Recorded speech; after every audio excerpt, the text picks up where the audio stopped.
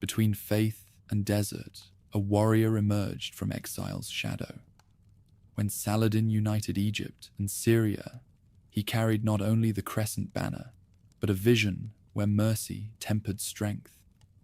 At Hattin, his calculated patience broke crusader pride, opening Jerusalem's gates without the vengeance that once stained its streets. Then came Richard, England's lion, crossing seas with fever and steel. Their contest, part chess, part storm, stretched beyond battlefield to principle. Two commanders bound by different gods, yet speaking the same language of honor. From Tikrit's forgotten son to Islam's righteous sword, Saladin proved history's rarest truth, that conquest's finest victory is restraint. A circle of knights had closed around him, crosses painted on shields, sunlight flashing on blades wet with the blood of his men. He raised his sword, calm as if in prayer, and the charge broke against him like surf against rock. When the last crusader fell, the silence that followed seemed heavier than the noise had been. That man would be remembered as Salah ad-Din, the just sword of Islam. Yet long before faith and empire bore his name, he had been Yusuf ibn Ayyub, a quiet child born beside the Tigris. His beginning was small, a cry in the dark halls of Tikrit, a family of Kurdish officers already marked for exile. The year was 1137, and the fortress town, dust-colored and perched between water and desert, stood as a lonely outpost of order amid the restless lands of northern Iraq. In its narrow alleys, muezzin's calls mingled with the sound of hooves on stone. That morning, a boy was born to a family of Kurdish descent, neither great in wealth nor obscure in duty. His father, Ayyub, served as governor under Imad ad-Din Zengi, the fierce Atabeg who ruled Mosul and Aleppo with iron will and the conviction that only unity could save Islam from the Crusaders. Exile marked the beginning of the boy's story. A night of bloodshed forced his father from Tikrit, when Ayyub granted mercy to a fugitive soldier condemned by Zengi's wrath. By dawn, the family rode north under guard, leaving behind their home beside the river's bend.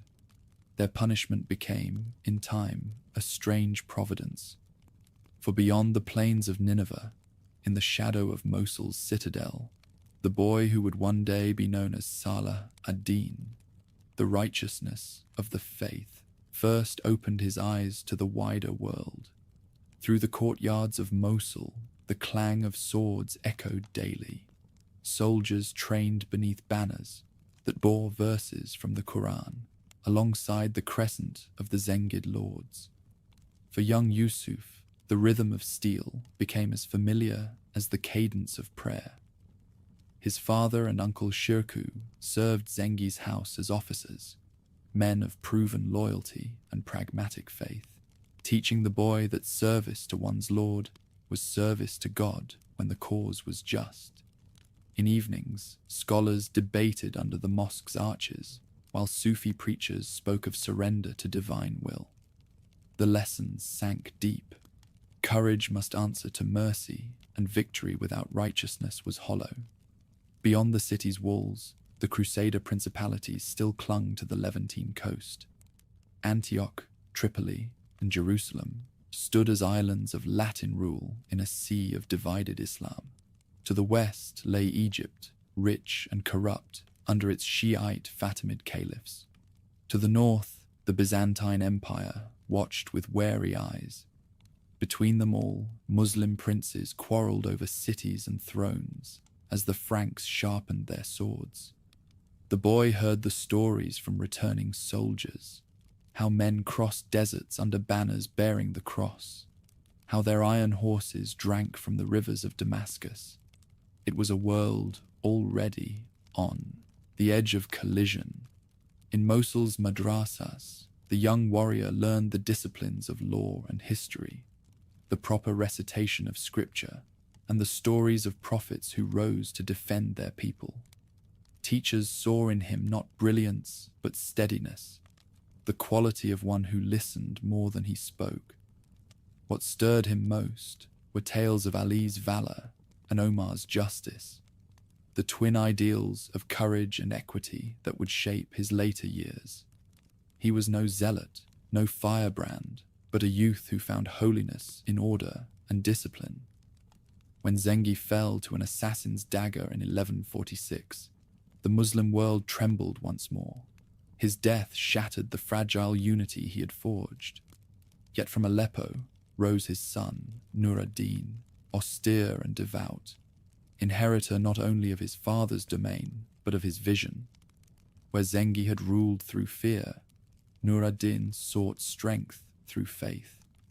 He built hospitals and schools, summoned jurists to his court, and spoke often of jihad, not as vengeance, but as duty.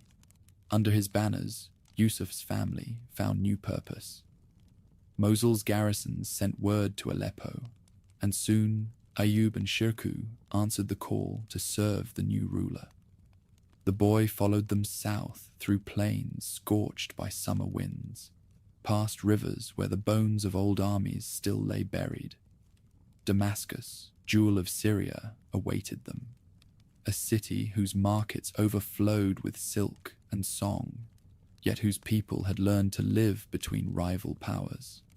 There, Yusuf first saw the complexity of rule, the tension between scholar and soldier, merchant and emir, mosque and palace. He watched his father manage disputes not with the sword, but with the word, and understood that authority demanded patience more than power. In Damascus, Nur ad-Din built more than walls. He cultivated a moral order, restoring Sunni orthodoxy where sectarian division had torn the land. His campaigns against the Crusaders were not mere wars of expansion, but sermons in motion, meant to prove that righteousness, when disciplined, could reclaim what negligence had lost. Yusuf, still a youth in his master's court, absorbed these lessons as other men absorbed poetry. The art of rule, he learned, lay in restraint, the hardest of all virtues for warriors bred in a century of holy wars. Years passed like drifting sand. The boy became a man, quiet in manner, yet unbending in purpose. When Nur ad-Din rode north to strike at Edessa, Yusuf remained with the administrative staff, observing the machinery of an empire in motion. His contemporaries described him as reserved, disliking ostentation, preferring counsel to command. Yet beneath the modest bearing, there stirred ambition, not for personal glory, but for the order of God's world restored. Through Aleppo's corridors came rumors of Egypt, the ancient land where the Nile carried both life and intrigue. The Fatimid Caliphate, once radiant in its Shiite splendor, had sunk into decay. Its viziers plotted, its soldiers mutinied, its caliph, Al-Adid, an figurehead for factions that sold allegiance to the highest bidder. Between the waning Fatimids and the encroaching Crusader kings of Jerusalem, the balance trembled. Nur ad-Din saw opportunity disguised as crisis. If Egypt could be drawn into Sunni alignment, the dream of Islamic unity might yet rise from centuries of division. He summoned his general, Shirkuh, the lion-hearted uncle whose temper matched his courage. The mission: march west, restore order, and secure the Nile in the name of faith. It was 1163 when the banners unfurled across the Syrian plain. Among the officers riding in Shirkuh's retinue was Yusuf ibn Ayub, a reluctant participant in what would become the first chapter of his destiny. He had argued against the expedition, preferring the certainty of administration to the chaos of war, but obedience overruled doubt. As he later confessed, "I was not eager for Egypt. God carried me there against my will." The journey was arduous. Armies moved through deserts where wind erased footprints by morning, crossing wastes where the bones of earlier campaigns lay half buried in dust.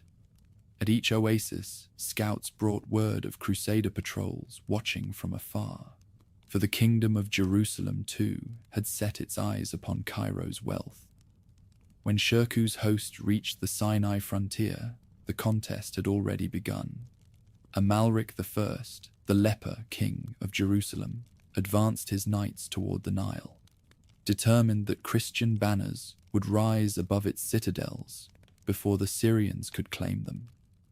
Egypt's vizier, Shawar, proved treacherous even by the standards of his age. Having invited Shirkuh to aid him against rivals, he soon shifted allegiance to Amalric when the tides of war turned. The result was chaos.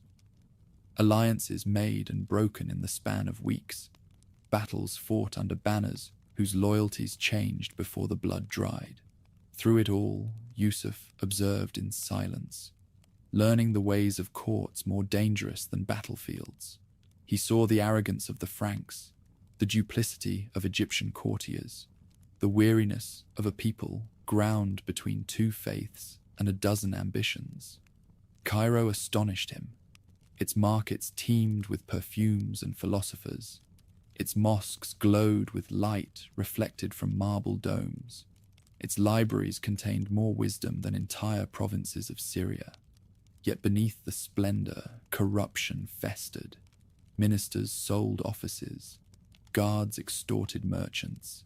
The caliph's palace echoed with laughter that concealed fear.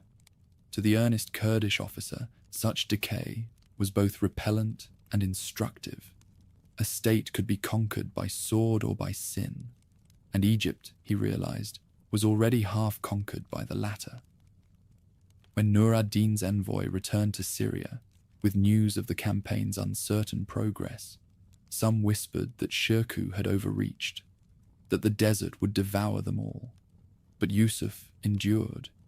His patience, his measured counsel amid his uncle's fiery impulses, saved more than one retreat from disaster.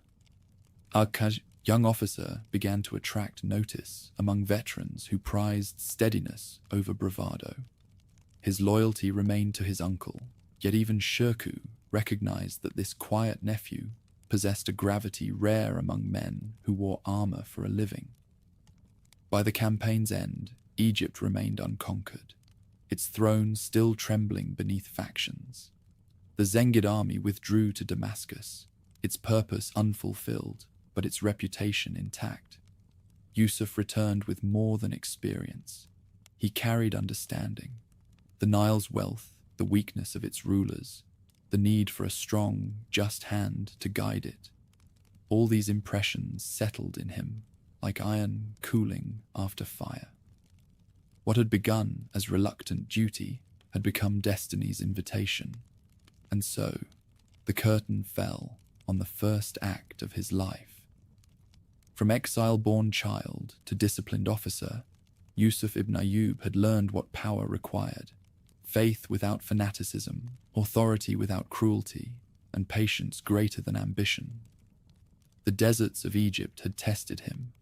The courts of Damascus had tempered him. Ahead waited the task that would make his name echo across centuries: the uniting of Islam under one banner before the thunder of the cross returned. The Nile smelled of iron and smoke the morning the Syrian banners appeared on its banks. 3 years had passed since Yusuf ibn Ayyub first crossed the desert under his uncle's command, and now the world's oldest river carried the weight of faith and empire on its tide. Cairo shimmered ahead like a mirage of marble and deceit, its palaces beautiful as paradise, its politics rotten as the graves beneath its gardens. The young officer studied the skyline and felt the same unease that had followed him since the journey began. This was not conquest. It was judgment. The expedition's leader, Shirkuh, rode at the front, massive, scarred, unstoppable. To his nephew, he was both mentor and storm, a man who prayed fiercely and killed without hesitation. Egypt's vizier, Shawar, had summoned them once more to restore him to power after his latest betrayal. a cycle of intrigue so dizzying that even Nur ad-Din in distant Aleppo could scarcely follow its turns. Shawar's reward for this second rescue would be treachery renewed before the dust settled. In this land, Yusuf thought, loyalty was a coin spent before it left the hand. Their army camped amid the ruins of Fustat, ancient predecessor to Cairo. At night, the Kurdish commander walked between fires where Syrian and Nubian soldiers shared coarse bread and muttered prayers. The scent of roasted grain mixed with the murmur of the river. Beyond, church bells from the crusader ships anchored near the delta mocked their presence. King Amalric of Jerusalem had come again, seeking to snatch the Nile before Islam could reclaim it. The field of faith had narrowed to this single floodplain. When battle came, it was not glorious. Mud swallowed hooves. Arrows fell like insects in summer heat. Yusuf led a charge along the embankment, cutting through Frankish knights who slipped in the mire. The clangor, the shouts in 3 languages, the thunder of collapsing bridges, Egypt seemed to breathe through chaos itself. When the Franks withdrew, Shirkuh proclaimed victory, but the young officer saw only exhaustion on his men's faces. This campaign, like the last, had gained more corpses than cities. Still, the expedition changed him. Amid the desert marches and political betrayals, he began to see war as the outward form of an inner struggle. Order wrestled from disorder, belief tested through endurance. He prayed longer, spoke less, and kept notes on supply routes, garrisons, and the Nile's behavior in flood. Knowledge, he decided, was another kind of weapon. Back in Damascus, Nur ad-Din watched with sharpened interest. Reports from the Nile spoke of his lieutenant's restraint and insight, rare qualities in a soldier's trade. When Egypt's intrigues again spiraled into bloodletting, the ruler of Aleppo sent Shirkuh south for a 3rd expedition, and with him the same quiet nephew whose prudence he had come to trust. The journey would decide more than borders. It would decide who among the living could command the future. The Fatimid court received them with ceremony, veiling terror. Caliph Al-Adid, still a youth, ruled nothing but ritual. Eunuchs whispered behind curtains. Scribes watched every gesture for advantage. The Kurdish general's arrival divided factions that had survived centuries of intrigue. One side sought Sunni protection, the other Frankish favor. Both feared the new guests more than they despised each other. Yusuf read the court as one reads a map of quicksand. Shawar's final treachery arrived on schedule. When he attempted to expel his rescuers, Shirkuh seized Cairo and ordered his execution. The city's golden domes reflected fire that night, as palaces burned and rumor spread that a new dynasty had arrived. Within weeks, Shirkuh's appetite for command consumed him, literally. After a lavish feast, the great lion of Nur ad-Din's armies collapsed in his tent, his breath failing beneath the weight of his own body. The death of the general left a vacuum deeper than any battlefield crater. Egyptians expected his nephew to withdraw. Syrians clamored for a new leader.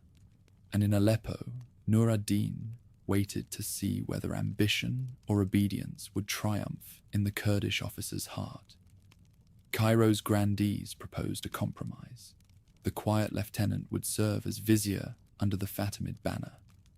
None imagined that this soft-spoken foreigner would outlive the caliphate itself. When Yusuf entered the vizier's palace, he did so with deliberate humility. The courtiers saw a cautious man of prayer, mild in speech and generous in pardon. What they did not see was calculation as patient as the river outside those marble walls. He replaced reckless guards with disciplined soldiers from Syria, invited scholars of Sunni law to instruct the city's judges, and paid stipends from his own treasury to maintain loyalty. The Fatimid courtiers, too confident in his courtesy, failed to notice that each reform bound Cairo closer to Damascus. Meanwhile, Nur ad-Din's suspicion grew. Was his subordinate building a separate empire? Letters from the Nile reached Aleppo, wrapped in compliments and assurances. Yet the ruler could read ambition, even in pious phrases. He sent envoys demanding oaths of loyalty, and Yusuf replied with gifts, carefully chosen verses from the Quran, and the subtle obedience of a man who understood power's theatre. Years passed within the long corridors of governance. The Nile rose and fell. Pilgrims moved through the markets of Fustat.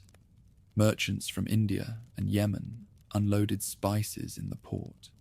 Within the mosques, Friday sermons began to replace the Fatimid caliph's name with that of the Abbasid in Baghdad, quietly at first, then openly. The act was more than symbolic. It declared that Cairo no longer knelt to the heresy of Shiite rule, but rejoined the Sunni world. Those who resisted vanished with the flood. A vizier's guards escorted them to exile, or silence swallowed them in palace cellars whose walls remembered centuries of conspiracies. Yet the transformation unfolded with almost no blood. The city that had known centuries of intrigue accepted the change as if waking from fever into clarity. On a morning heavy with river mist, Yusuf walked through the mosque courtyard where the new sermon had been spoken. Doves circled the minaret. The air carried the scent of wet stone and incense. He thought of Nur ad-Din, still ruling in Syria, and of the long road that had brought him from exile to authority. Unity, he murmured, is mercy in armor. His guards thought he spoke of Egypt, but he meant all of Islam. When word reached Cairo that Nur ad-Din had died in 1174, the city did not mourn. The man beside the Nile did. Yet even in grief, he knew that the mantle had passed. The faith had found its hand, the scattered lands their center. The exile's son, who had once followed orders, now issued them to the world's richest province. Beneath the morning sun, the river gleamed like a blade, drawn for a greater campaign. Soon the banners that had once guarded Egypt would march north again, carrying with them a name now spoken with reverence, Salah ad-Din, the righteous sword, the servant of God who would turn defense into deliverance. The age of division had ended. The age of jihad was about to begin. The caravan left Damascus under a mild spring sun. Its wagons carried silks from Baghdad, ivory from Aden, and pilgrims returning from the holy cities. Guards rode beside them, confident that the truce sworn with the Latin kingdom still held. Across the Jordan, banners marked with crosses fluttered lazily in the wind, a sight too common to stir fear. For years the frontier had known an uneasy peace, maintained by oaths more fragile than parchment. Midway between the river and Kerak, the quiet of the desert broke. From behind the dunes burst armoured riders, bearing the red lion of Reynald of Châtillon, lord of Kerak and Ultrajordan. Their lances flashed like lightning over sand. Their laughter was louder than their battle cries. Within minutes, the convoy was overrun. Men were cut down as they knelt beside their wives. Women seized screaming from wagons, the treasure plundered. Those spared carried the tale northward, and by the time it reached Damascus, outrage had become flame. In the citadel, the Sultan listened without a word. When the messenger finished, silence hung like a drawn blade. At last, he rose from his seat. "That man," he said quietly, "has torn the treaty to shreds. He has shed the blood of pilgrims beneath God's sky. If I do not avenge this, what am I before my Lord?" His generals understood. The age of truces had ended. The holy war they had prepared for through a decade of discipline would now begin in earnest. Across Egypt and Syria, heralds proclaimed the summons to arms. From the markets of Cairo to the mountain passes of Kurdistan, men answered. Blacksmiths hammered through the night, and the chant of the takbir rolled from city to city like an unbroken wave. Grain stores opened for the armies, camels were seized for transport, and scholars preached that to fight now was not ambition, but obedience. Within weeks, a host greater than any since the early caliphs stood ready, a river of faith flowing toward vengeance. The Sultan set out from Damascus at the head of this multitude, his armor plain, his banner white. Behind him marched soldiers from 3 continents, Kurds from the north, Arabs from the Hejaz, Berbers from Egypt, and Turkic cavalry hardened by the Anatolian winds. To each contingent he gave the same command: no looting, no cruelty, no division. Our cause is not conquest, he reminded them. It is correction. Meanwhile, the kingdom of Jerusalem was in turmoil. The leper king lay dead, leaving a crown disputed between factions. Guy of Lusignan, crowned through his wife's lineage, faced nobles who despised him for his weakness. Raymond of Tripoli, cautious and far-sighted, warned against provoking the Muslim host. But Reynald's arrogance outweighed counsel, and Guy, desperate to appear strong, yielded to the hawks around him. Envoys sent by the Sultan to demand punishment for the caravan raid were dismissed with mockery. The Franks believed the truce still bound him, though they had been the first to break it. The decision came on a night of fasting. After prayers, the Sultan sat with his closest officers in the courtyard of Damascus, stars mirrored in the fountain beside them. "Tomorrow," he said, "we march for the Jordan. Let every sword be blessed at dawn." The following morning, a green standard bearing verses of the Quran was raised above the citadel. Beneath it, drums thundered, and the army began its long journey south. Villages emptied as columns passed, leaving behind fields of ripening barley and the echo of marching feet. Scouts rode ahead, mapping wells and fords. When the host reached the plains near Tiberias, the heat shimmered like glass, and the smell of the lake mixed with dust and sweat. Before them stood the Crusader forces, drawn up around King Guy's tent, a patchwork of orders, barons, and mercenary knights. Bound by pride rather than plan, the summer of reckoning had arrived. To draw the enemy from water and shelter, the Sultan feigned retreat toward the hills of Hattin. His cavalry harassed their flanks by day and burned the scrub around them by night. Smoke and thirst became allies more faithful than steel. When the Franks finally broke camp to pursue him, they carried only what water their skins could hold. The heat rose from the earth like fire from a forge. By noon, even their horses staggered. From his ridge, the Sultan watched the Crusader columns stretch across the plain, glittering, desperate, disordered. He turned to his lieutenants. "The Franks have entered their grave," he said. "We shall close the door upon them at dawn." That night, his men surrounded the enemy's camp, cutting off every path to the lake. Torches burned in a circle of fire, and the drums beat without pause, so that the sleepless foe might taste fear before death. At sunrise on July 4th, 1187, battle began. Horns of the cross sounded from the Frankish lines, answered by the cry of Allahu Akbar rolling from the hills. Archers loosed in waves, their arrows darkening the air. The Crusader cavalry charged, but the sand betrayed them. Horses slipped, armor overheated, and the Sultan's light troops closed in from every side. Smoke from burning brush choked the field, turning noon to dusk. Men fought without seeing friend or foe, guided only by faith and fury. In the center, the true cross stood held aloft by priests chanting Latin hymns. Around it, knights of the temple and the hospital formed an iron ring.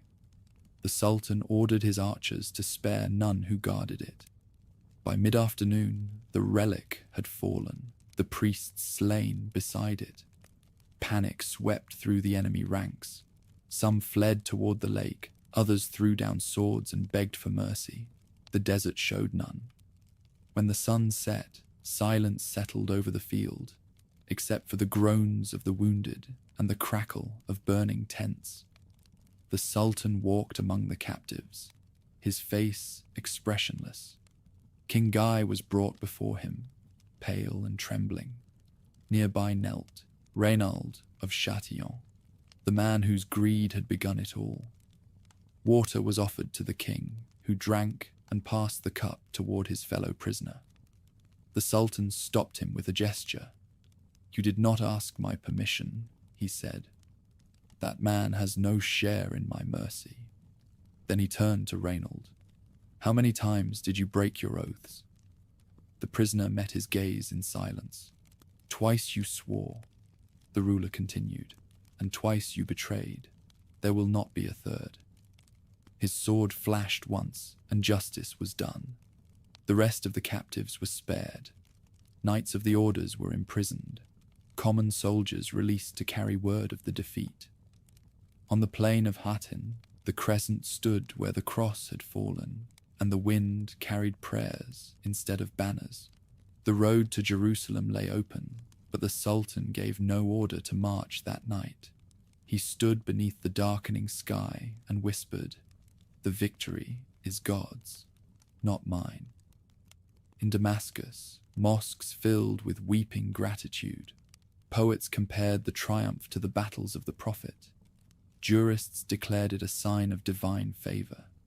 Yet for the man who had commanded it, glory meant only heavier duty. A ruler, he reminded his companions, is nearest to ruin when he thinks himself nearest to paradise. While others celebrated, he sent envoys ahead to the cities of the coast, offering mercy to those who would surrender peacefully. Across the sea, Christendom reeled.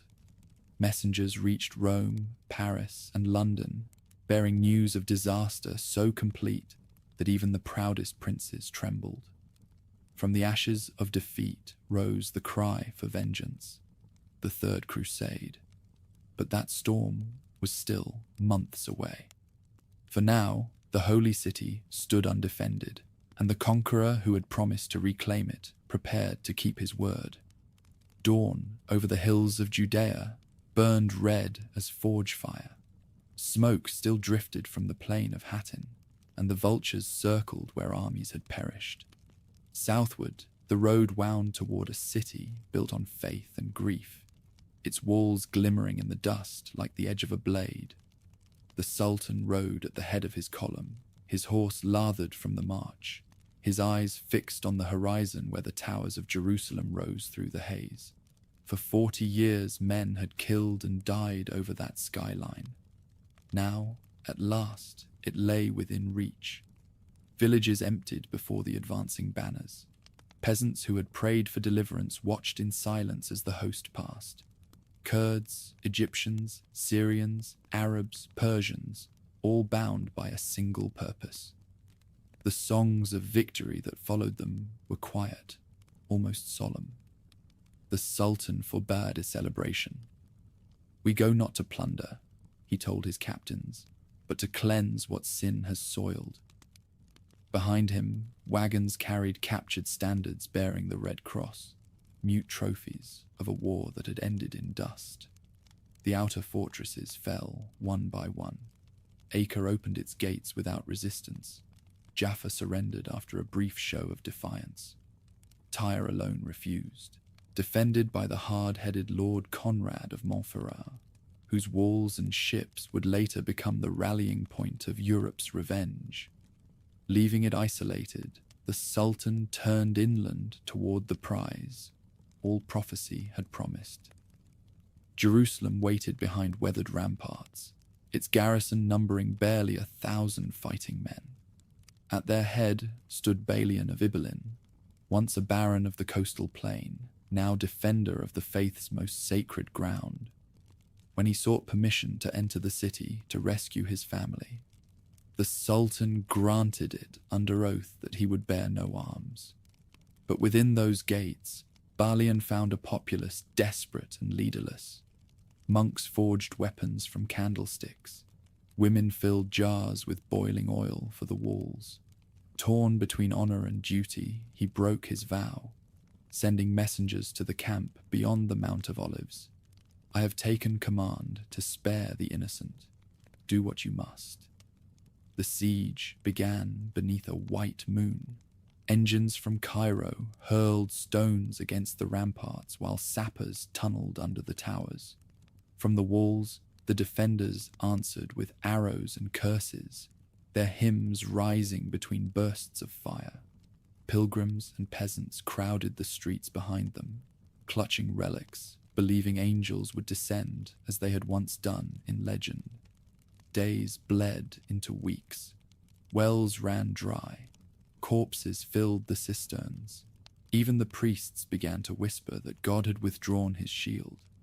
On the 20th day, a breach yawned near St. Stephen's Gate. The Sultan's standards advanced through smoke and rubble until the horn of recall sounded. Against the counsel of his generals, he halted the assault. Enough blood has been given for this stone, he said. Let them choose life if they will. Envoys rode into the city to offer terms. Freedom for all who ransomed themselves. Safe passage for those unable to pay. Protection for holy places sacred to both faiths. Balian accepted with bowed head. Better mercy from an enemy, he told his council, than massacre by despair. At sunrise, the gates opened. Columns of survivors filed out, carrying what little they could bear.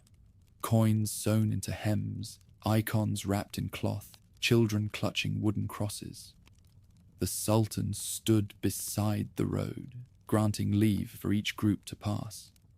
When he saw a mother unable to pay her ransom, he took a purse from his treasurer and covered the debt himself. A captive's tears, he said, weigh heavier than gold. His officers followed his example until the treasury stood nearly empty. Inside the walls, order replaced terror. Mosques long profaned were washed and reopened to prayer. The dome of the rock was cleansed with rosewater. The Aqsa Mosque, once a Crusader palace, again echoed with the call to worship. No church was burned, no priest harmed. Pilgrims from the west were told they might return unarmed when peace allowed. Chroniclers who had feared another slaughter, like the one of 1099, wrote in disbelief that the conqueror forbade even insults to the defeated. The night after the surrender, the Sultan climbed the citadel's highest tower. Below him, torchlight traced the slow procession of captives leaving by the Jaffa Gate. The wind carried hymns in Latin, mingled with the murmur of Arabic prayers. For the first time in his life, he felt no elation, only weariness. Victory, he murmured, is the loneliest hour of a ruler. He ordered that the following day be one of fasting, not triumph. News of the city's fall swept east and west like a storm. In Baghdad, the caliph proclaimed days of rejoicing and sent robes of honor to the conqueror. In Aleppo and Mosul, mosques overflowed with thanksgiving. Across the sea, however, church bells tolled in mourning. Pope Urban III died upon hearing the tidings, and his successor issued a bull calling for vengeance. Thus, the triumph in Jerusalem became the spark that would summon kings from Europe's thrones to holy war. While Europe armed itself, the Sultan governed as builder and guardian. He appointed judges to replace soldiers in the streets, reopened trade routes, and restored aqueducts shattered by the siege. His counselors urged new campaigns along the coast, but he refused haste. "We hold the heart," he said. "Let the limbs come to us." He knew the enemy gathering across the sea would demand strength far greater than any victory parade could supply. Among the released captives travelled Balian of Ibelin and the Queen Sibylla, escorted under safe conduct to the coast. At parting, the Frankish lord bowed. "You have shown what kings forget, that power need not shame mercy." The Sultan inclined his head. "Tell your princes," he answered, "that I kept my word." The two men parted without hatred, each aware they had witnessed the ending of one world and the birth of another. Weeks later, pilgrims entered the city again, not as conquerors, but as guests. They found markets reopened, olive groves spared, the air smelling of cedar and incense. From the Mount of Olives, they saw banners of green and white, fluttering above walls that had known every creed's blood. And at the hour of prayer, muezzin and bell echoed together across the valley, a sound unheard since the First Crusade. Yet peace carried a shadow. From ports along the Mediterranean came whispers of fleets assembling under the banners of three crowns: England's lion, France's lilies, and the eagle of Germany. The Sultan listened, unmoved. "Let them come," he said. "We have learned patience from God and courage from our wounds." Still, he strengthened every fortress between Ascalon and Acre, knowing the sea would soon deliver an empire's worth of retribution. On the first anniversary of the city's surrender, he rode alone through its silent streets. The moon hung over the golden dome, and a cool wind moved through the colonnades. He dismounted at the Aqsa Mosque and entered barefoot, placing his sword beside the pulpit. "Lord," he prayed, "keep me humble in your service. Let this place, once bought with blood, be held by justice." When he rose, he was no longer the avenger of Hotin, but the custodian of peace. Beyond the desert, Europe's kings were already on the march. Ships filled the western horizon. Banners rippled with the promise of another reckoning. The man who had restored the holy city looked toward the sea and saw destiny returning. "The cross will come again," he told his generals, "and we shall meet it not with hatred, but with endurance." The age of conquest had ended. The age of testing had begun. Trumpets of bronze called through Cairo's dawn as the last echoes of the Fatimid prayer faded from its mosques. On that morning of 1171, the city awoke beneath new words spoken from its pulpits. The Abbasid caliph's name replaced the long-enthroned Shiite sovereign. For the first time in 2 centuries, the Nile capital bowed to Sunni rule. The man who ordered the change stood in the courtyard of Al-Azhar, head uncovered to the light, listening to the muezzin proclaim the unity he had fought to restore. From this moment, the world would know him not as Yusuf ibn Ayyub, the Kurdish officer, but as Salah ad-Din, the sultan who healed division with command. The streets murmured like a river newly freed from its dams. Merchants hurried to hang green banners of the Prophet. Scholars offered sermons of reconciliation, and guards patrolled corners where suspicion had long outlived faith. Yet beneath the celebration lay unease. The Fatimid aristocracy watched from shuttered balconies, waiting to see whether tolerance would outlast triumph. Saladin moved through their quarter in silence, acknowledging greetings without arrogance, promising safety to those who accepted the new order. Mercy, he believed, achieved more than terror. It conquered hearts before walls. Within months, Egypt breathed a different air. The treasury was reorganized, its ledgers stripped of the phantom salaries that had fed centuries of corruption. Granaries refilled under the supervision of trusted officers from Syria. Dockyards along the Nile built warships for a fleet that had existed only on parchment. The Sultan rose before dawn, prayed, and spent his mornings among clerks and soldiers alike, questioning every expenditure, weighing every punishment. A ruler, he told his scribes, is judged first by the order of his accounts and then by the order of his soul. Beyond the palace, new madrasas appeared beside the mosques. Teachers of Sunni law received stipends, and endowments were set aside for the poor. The transformation moved not through decrees alone, but through quiet example. When the ruler walked the markets in simple robes, his ministers set aside silks. When he dismissed musicians from court to fund an orphan hospital, others followed. Cairo began to resemble the disciplined heart of an empire rather than the decadent remnant of one. But faith could not secure borders. To the north, Nur ad-Din still governed from Aleppo, watching the Nile's prosperity with unease.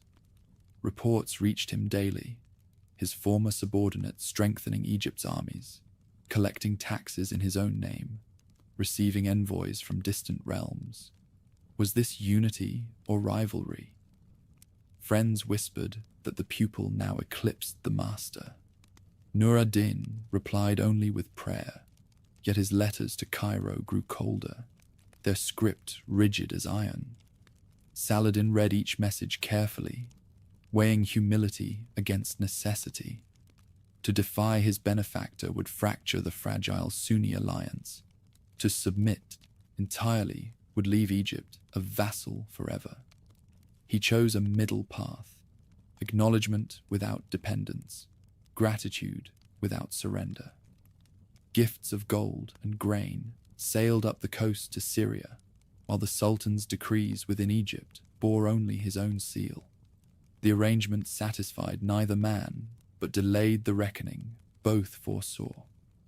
Meanwhile, across the Mediterranean, the Crusader states stirred like hornets in the heat.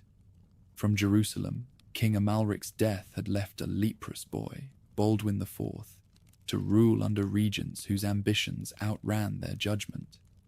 From their castles at Gaza and Ascalon, Frankish knights watched the rising banners of Egypt and knew that the balance was shifting. The power they had feared in Zengi and Nur ad-Din was reborn, but now it commanded the Nile as well as the Syrian plain. In Cairo's council chamber, maps sprawled across polished cedar tables. Advisors debated which front should claim the first campaign: the Red Sea ports, the rebellious Nubians, or the western deserts where Bedouin tribes ignored taxes and oaths alike. The Sultan listened without interruption, his fingers tracing the thin blue line of the river.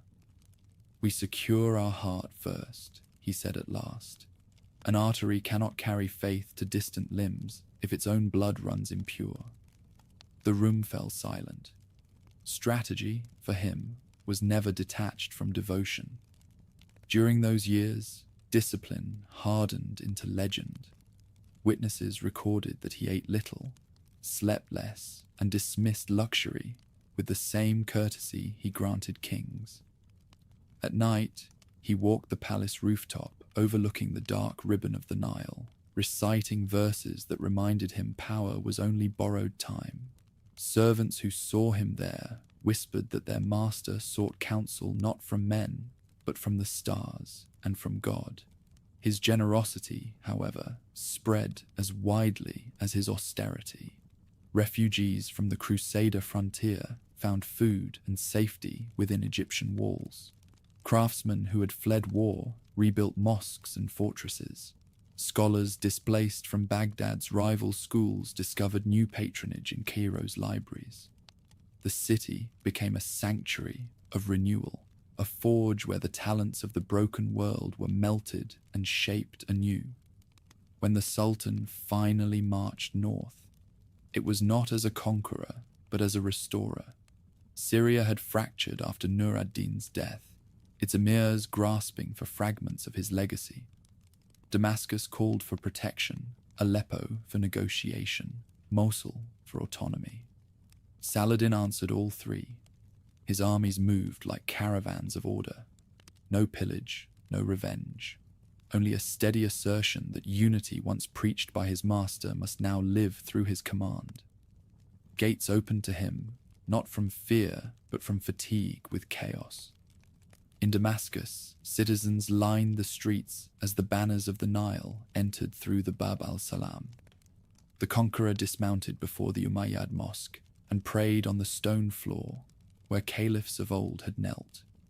When he rose, the people acclaimed him Sultan of Egypt and Syria, the first to rule both since the fall of the Seljuks. The unification long imagined by Zengi and Nur ad-Din had found its fulfillment in the hands of their former servant. That night, beneath Damascus's jasmine-scented air, he summoned the scholars who had once served his predecessor. Nur ad-Din was a lamp, he said. I am only its flame carried onward. The humility was real, but it did not hide certainty. He knew that destiny had passed from one hand to another, and that the burden now rested fully on his shoulders. Letters of allegiance arrived from distant cities. Gold tributes filled the treasuries. Even rival emirs who had fought for independence now offered their daughters in marriage to the new sovereign. For a moment, the Muslim world seemed whole. Yet the Sultan understood that unity achieved by submission alone was brittle. It must be renewed by justice and defended by discipline. Every victory, he reminded his council, carried within it the seed of corruption if left untended. From Jerusalem's towers, Christian scouts watched the rise of this new power with unease. Pilgrims spoke of the Sultan, who prayed like a dervish, yet commanded armies like a king from legend. Rumor made him taller, wiser, sterner than truth could measure. Even his enemies began to believe he fought not for himself, but for a faith that had regained its soul. Spring of 1174 brought both triumph and shadow. In Aleppo, remnants of Nur ad-Din's household still resisted, unwilling to yield their city to a man they had once called subordinate. The Sultan advanced with patient strategy, besieging the walls, yet offering peace to any who would swear loyalty. After months of stalemate, the garrison opened its gates, and the commander entered the citadel carrying no weapon. He knelt at the tomb of his former master and whispered a prayer few could hear. When he emerged, witnesses said his face bore neither pride nor grief, only resolution. The oath made beside that grave would shape the decade to come. Never again would Muslim lands be ruled by division while unbelievers held Jerusalem. Behind him, the banners that had marched from the Nile to the Orontes fluttered in the wind like green flames of purpose. The Sultan of two lands had been born, not by coronation, but by service fulfilled. His authority stretched from the deserts of Libya to the mountains of Armenia, yet his tent remained as plain as it had been in youth. To those who praised him as conqueror, he replied, I only lifted what others dropped. To those who doubted his resolve, he pointed east toward the holy city and said, There lies the debt we have not yet paid. Autumn winds swept the plain near Ramla, carrying dust across a field already cursed by miscalculation. Under banners marked with the crescent, the Sultan's army advanced in perfect order, until the Frankish countercharge struck like lightning through smoke. From the midst of the chaos, a young monarch in gilded mail led the assault, his skin white as parchment, his body ravaged by disease. Baldwin IV, the leper king of Jerusalem, rode as though pain had no dominion. When the lines met, dust and sunlight blurred into ruin. It was Montgisard, and for once, fortune fled the man who had never feared its turning. By nightfall, the field belonged to the Franks. The Sultan escaped with only a handful of guards, his cloak torn, his lips cracked from thirst. Behind him, bodies of loyal horsemen lay unburied under the indifferent stars. In defeat, he discovered what triumph could never teach, how swiftly arrogance follows success, and how mercy toward oneself must begin with truth. At dawn, he ordered prayers of repentance instead of revenge. God tested our faith, he said to the survivors, and found pride among the tents. Retreat became discipline. The march back to Egypt hardened every heart. Supplies were counted, routes surveyed, captains dismissed for carelessness. Out of disaster, he forged a new weapon, an army bound not by pay, but by purpose. Engineers built fortresses along the Red Sea routes. Caravans carried grain to coastal garrisons, so no future campaign would depend on chance or generosity. Failure had burned away luxury.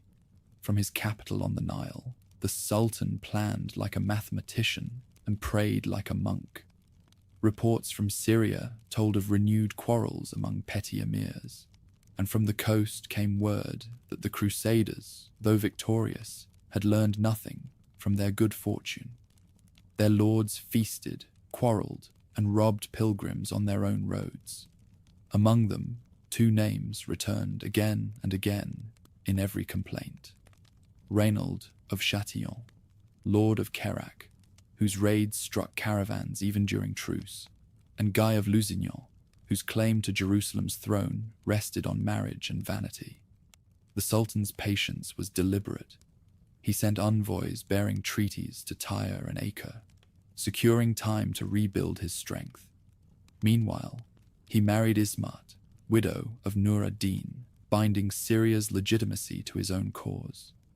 Each alliance, each reform, moved him closer to the unity promised in his youth. To followers, these years seemed tranquil. To him, they were the slow drawing of a bowstring. In Damascus, artisans forged new armor and blades of Persian steel. Scholars copied maps of every Crusader fortress, noting wells, walls, and weak gates. The Sultan reviewed troops himself, walking the lines on foot so that no soldier might doubt his gaze. Discipline, he reminded them, is worship made visible. Under his command, Egypt's wealth flowed north, building an army unlike any the East had seen since the first caliphs. Faith moved with steel. The preachers of jihad spoke not of hatred, but of justice, of reclaiming what sin and neglect had lost. Every mosque echoed with the same prayer, that the land once blessed by the Prophet's night journey should return to the people of his creed. The Sultan listened without theatrics, nodding as if the words described duty, not destiny. In private, he confessed to his physician that he feared the weight of the cause more than its danger. By 1182, his banners reached the edge of the Jordan Valley. Across the ravines, the towers of the Latin kingdom gleamed like teeth in the sun. Skirmishes flared and faded, each a rehearsal for something greater. The leper king, unable to lead in person, sent generals whose courage outpaced their wisdom. When the Crusaders broke truces to raid Muslim caravans, the Sultan answered with lightning strikes, swift, disciplined, precise. For every ambush on pilgrims, a fortress changed hands. The balance began to tilt. Within the walls of Kerak, Reynold's insolence ripened into blasphemy. He seized a Meccan caravan returning from pilgrimage and mocked its captives from his battlements, boasting that he would carry war even into the Prophet's city. The news reached Cairo like an insult shouted in a sanctuary. The Sultan swore before witnesses that this crime would not pass unpunished. His fury, controlled but incandescent, unified tribes that had ignored summons for years. If God grants me victory, he vowed, no oath will restrain my hand from that man's blood. Campaigns followed the seasons. Each spring saw the crescent armies cross the desert. Each autumn sent them back to winter in the Nile's safety. The Crusaders, divided by jealousy, answered only when provoked, leaving the initiative to their enemy. City by city, stronghold by stronghold, the Sultan's map grew green where it had been bare. In Aleppo, banners fluttered beside those of Egypt. In Mosul, hesitant governors sent tribute rather than face invasion. The dream of a single realm from Euphrates to Cataract was becoming reality. During a rare pause in war, the Sultan returned to Damascus. There he walked through the gardens, once tended by Nur ad-Din, listening to fountains whose music covered his thoughts. Victory, he told himself, was only the prelude to stewardship. He ordered taxes reduced on farmers who had rebuilt irrigation canals, appointed judges known for honesty, and sent grain to famine-stricken villages. "A sword defends," he said to his secretaries, "but justice feeds." His letters to distant governors carried more admonitions than commands. Meanwhile, the Latin kingdom decayed from within. The leper king, dying by inches, named Guy of Lusignan regent against the will of older nobles. The court split between the cautious Raymond of Tripoli, who urged diplomacy, and Reynald's faction, which preferred theft to peace. The Sultan's spies recorded every argument, every insult traded in Jerusalem's halls.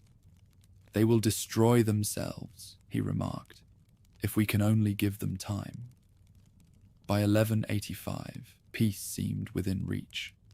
The dying king negotiated a truce that would spare his people another war, and the Sultan accepted, seeing wisdom where others demanded vengeance. Pilgrims crossed borders safely. Merchants reopened routes to Damascus. For a brief season, both worlds breathed the same air without blood. Yet among the Frankish lords, restraint lasted no longer than a drought's mercy. When Baldwin's death left a child on the throne, the court dissolved into feuds that even prayer could not disguise. Then came Reynald's final outrage. In the spring of 1186, he armed ships on the Red Sea, crewed by pirates who raided Muslim ports and boasted they would seize Medina itself. The Sultan's patience ended where sacrilege began. He ordered fleets from Alexandria and Jeddah to intercept them. None returned alive to boast again. The act became the signal he had awaited, the proof that truces were illusions. That summer, emissaries rode to every province carrying sealed orders. Drums rolled through Cairo's streets, calling warriors to muster. From Yemen came archers, from Mosul horsemen, from the mountains of Kurdistan, hardy clansmen who still remembered exile from Tikrit. Over all their tents flew one emblem, a white banner inscribed in green with the words, "There is no God but God." At the council in Damascus, the Sultan addressed them simply. "Years of preparation have ended. We march not for plunder, nor for vengeance, but for the house of sanctity which they defile.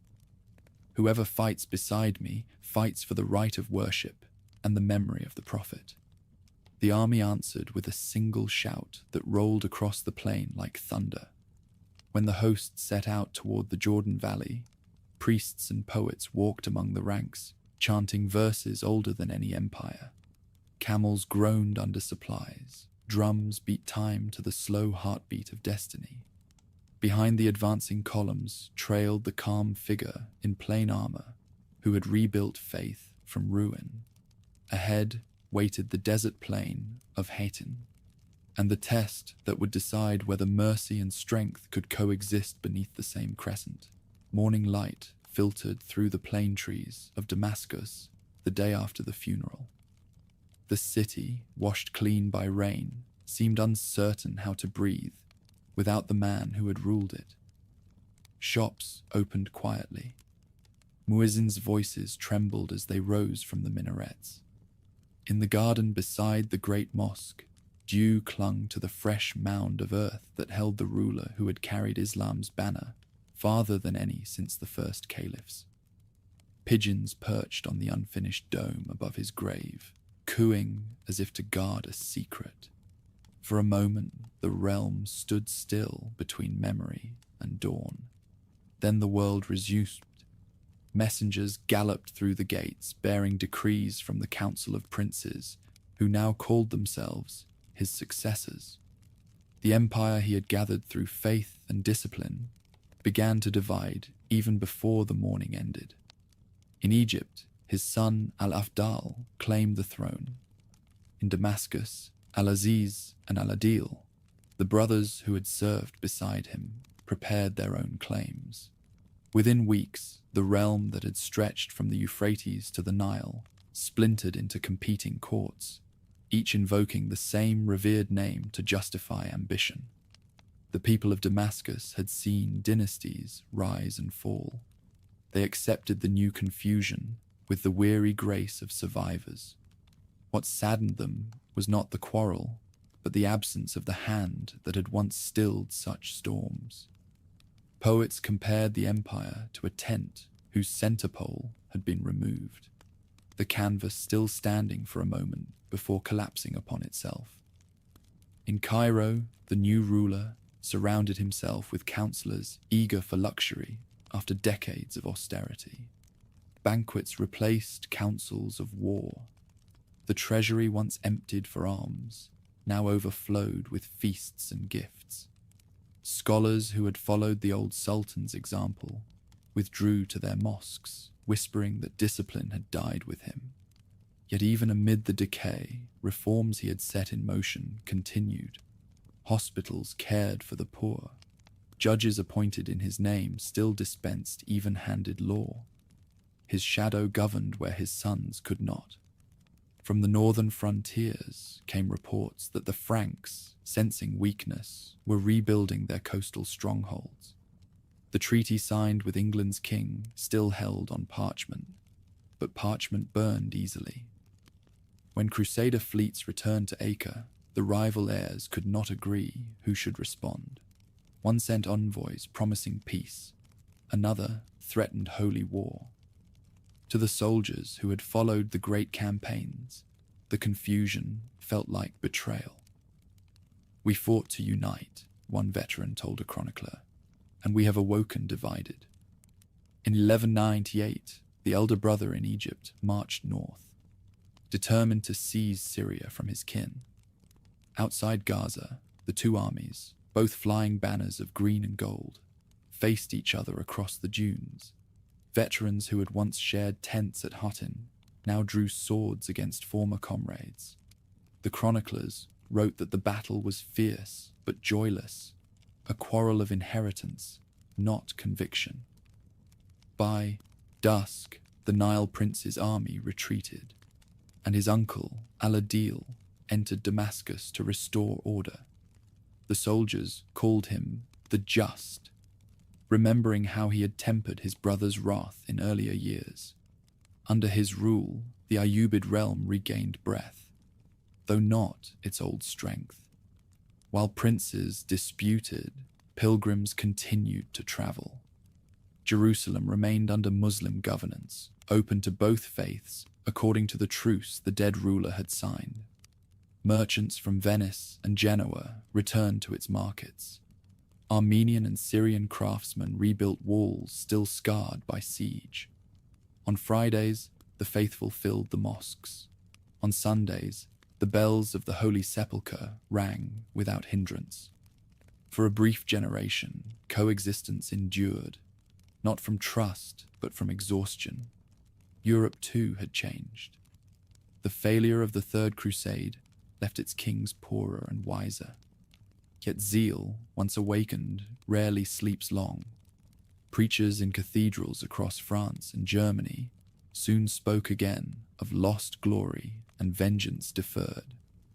Their words drifted eastward like storm clouds. In 1202, the Fourth Crusade set sail, not for the Holy Land, but for the Christian capital of Constantinople, proving how far the crusading spirit had strayed from its sacred aim. From Damascus, scholars watched the spectacle with grim satisfaction. God defends the righteous, they wrote, by turning their enemies against one another.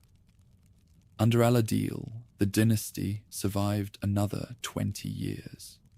He maintained peace through diplomacy, trading embassies with emperors and kings, avoiding the extravagance that had ruined his nephew. Yet he lacked the moral fire that had made his brother's reign a covenant rather than a rule. When he died, his sons renewed the cycle of partition. The empire that had once united two continents dwindled into city-states, whose governors styled themselves heirs to the Lion of Islam while quarreling over taxes. Still, the name of their ancestor remained a talisman. In Cairo, imams invoked it in Friday sermons. In Baghdad, travelers spoke of his justice as though it were scripture. Even in Frankish chronicles, the Sultan Saladin became more myth than man, a mirror in which Christians saw the virtues their own leaders lacked. Troubadours sang of his courtesy. Clerics cited his mercy as proof that divine grace could dwell even in an unbeliever. Through legend, he conquered what no army could hold, the imagination of both worlds. As the century turned, new enemies appeared.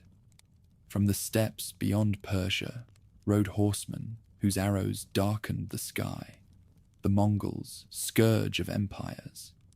Their coming would shatter the fragile order the Ayyubids had preserved. When news of their devastation reached Syria, old men in Damascus whispered that perhaps God had withdrawn his protection because unity had been forgotten. Had the Sultan lived, they said, he would have gathered the tribes as he once gathered hearts. In Egypt, his descendants tried to revive the discipline of his rule. They repaired canals, reopened schools, and built new citadels. But the age's rhythm had changed. Power now lay in the hands of the Mamluks, slave soldiers who rose through merit rather than birth. These warriors, hardened by discipline and faith, soon eclipsed the soft princes they served. By mid-century, they would rule in their own name, claiming to defend the same legacy even as they erased its lineage. In that paradox, the preservation of ideals through the extinction of their heirs, lay the final echo of the man they claimed as inspiration. Meanwhile, in Europe, chroniclers preserved his memory with reverence rare for a foe. In England, clerks copied letters exchanged between him and King Richard. In France, monks illuminated manuscripts showing the two warriors saluting across a battlefield. Their artists, unable to imagine an Eastern saint without a halo, painted him with one. Centuries later, travelers from the West who visited his tomb removed dust from its steps and carried it home as relic. No ruler of his creed had ever won such homage from those who once called him infidel. By the middle of the 13th century, the world he had known was gone. Crusader castles stood in ruins. The Mongol storm had passed. Cairo, under its new masters, had become the beating heart of the Islamic world. Yet in that city's schools and mosques, his story was taught as lesson and warning, that faith must guide strength, that generosity binds longer than fear, and that empire built on virtue outlives stone. Pilgrims who came to Damascus still sought his tomb, tracing with their fingers the inscription carved above it. Kings feared him, yet he feared God alone. One evening, as sunset flamed over the city, a scholar read those words aloud to his students. "What then," a youth asked, "is his legacy?" The old man looked toward the west, where the sun sank behind the hills. "It is this," he answered. He proved that power may serve conscience. When rulers forget that, they rule only dust. The muezzin's call rose from the minarets, echoing through the same streets where the Sultan once rode in victory and humility. The voice carried across courtyards and gardens, mingling with the sound of church bells from distant quarters. For an instant, the two tones met in harmony before fading into the night. The last lingering note of an age that had dreamed of holiness and found humanity instead. Centuries passed, and the city that had wept for its ruler learned to speak his name as prayer rather than sorrow. Around the garden in Damascus, where his grave lay, new walls rose, new dynasties fell, and the dust of empires drifted away on the wind. Yet the inscription above the tomb remained untouched. Kings feared him, yet he feared God alone. Travelers paused before it in silence, sensing that time had preserved not a corpse, but a conscience. Mamluk sultans who claimed descent from his soldiers rebuilt the mosque beside his resting place and raised a marble dome over the simple coffin. When ambassadors from distant lands visited, they were shown the relic of a single iron sword, unadorned, unbroken, the same weapon that had guarded both faith and mercy. "This," said the guides, "is the measure of our kings." Even conquerors understood the lesson. The Mongol Khans, who reduced cities to ash, spared the shrine and its caretakers, as if fearing to offend a presence that outlasted armies. In the centuries that followed, poets and historians refashioned the man into symbol. To the east, he became the mirror of justice. To the west, the noble foe. Each world claimed him, each remade him according to its need. Arab chroniclers celebrated the saintly warrior who had cleansed holy ground without cruelty. European bards sang of the chivalrous infidel, whose honor surpassed that of many Christian lords. Between these legends, the human figure, patient, devout, weary of war, gleamed like metal beneath layers of gold. When later crusades came, they invoked his shadow as both warning and aspiration. Knights sailing from Venice in 1204 compared themselves to his enemies at Hattin, though none equaled either their faith or his restraint. Pilgrims who reached the Holy Land knelt first at Calvary, then at his grave, uncertain which example proved the greater miracle, the death that redeemed or the mercy that spared. In that paradox, generations found their balance between zeal and conscience. Time carried the story outward. In Andalusia, poets recited verses of his clemency. In Persia, scholars cited his governance as proof that virtue could tame empire. Farther west, the Renaissance discovered him anew through translations of Arabic chronicles. Painters gave him a face, stern, thoughtful, unwrinkled by hate. In England, chroniclers of the Lionheart retold their king's campaigns as a dialogue of honor between equals. The Sultan Saladin, they wrote, was God's lesson to the proud that righteousness may dwell in any heart that fears heaven. Empires changed, faiths divided, the map redrew itself again and again. Still the legend persisted, adapting to every age. Ottoman historians hailed him as precursor of their own dominion. European philosophers admired him as proof that civilization crossed creed.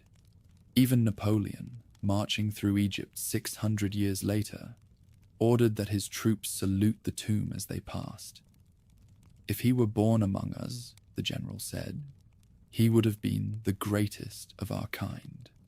The words, half tribute, half envy, joined the chorus of admiration that time could not silence.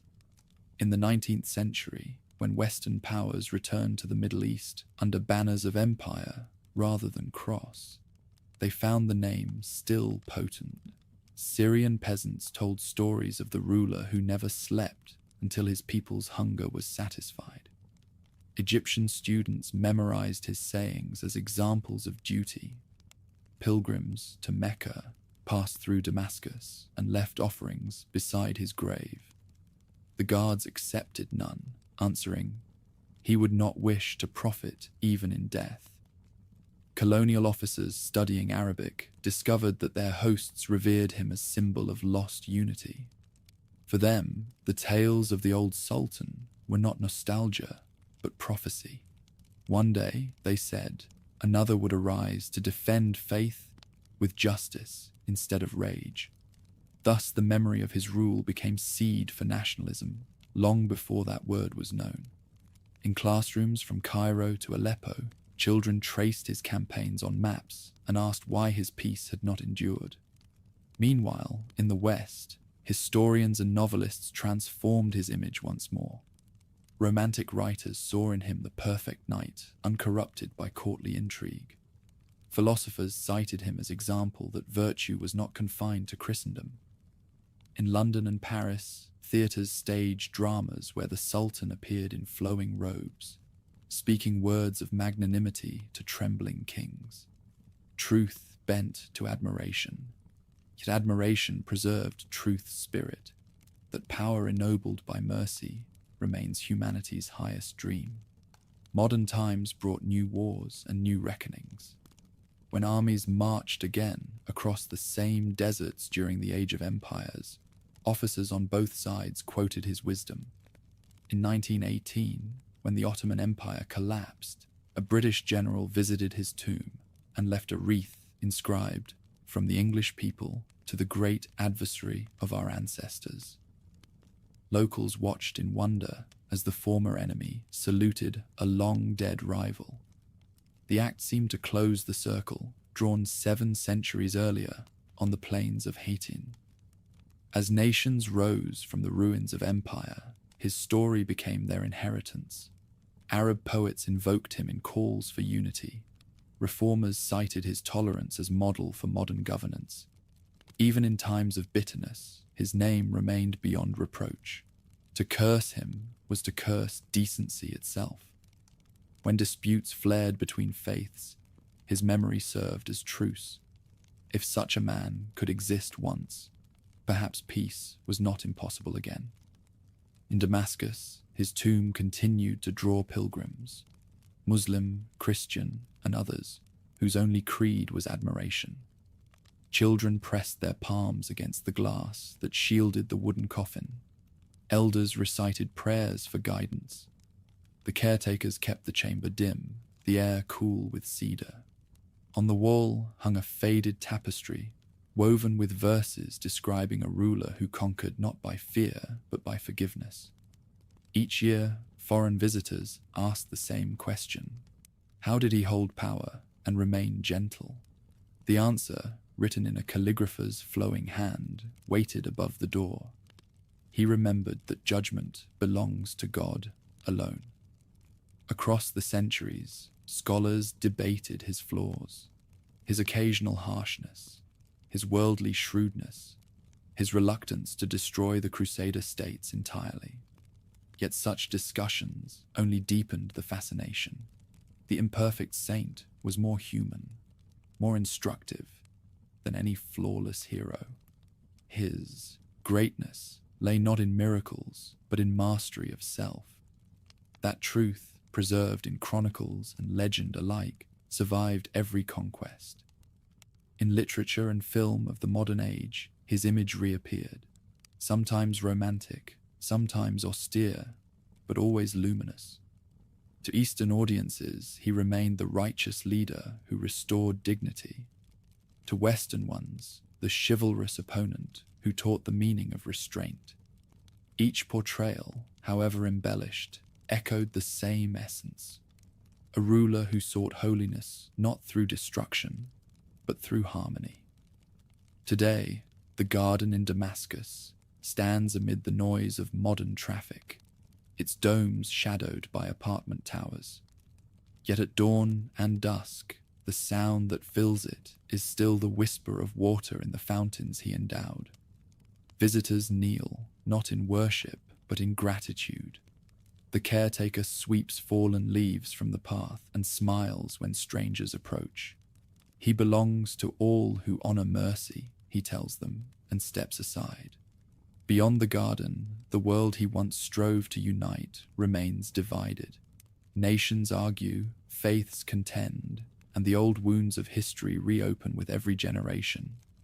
Yet the idea he embodied, the conviction that strength can guard compassion, that faith can coexist with justice, still threads through every dream of peace.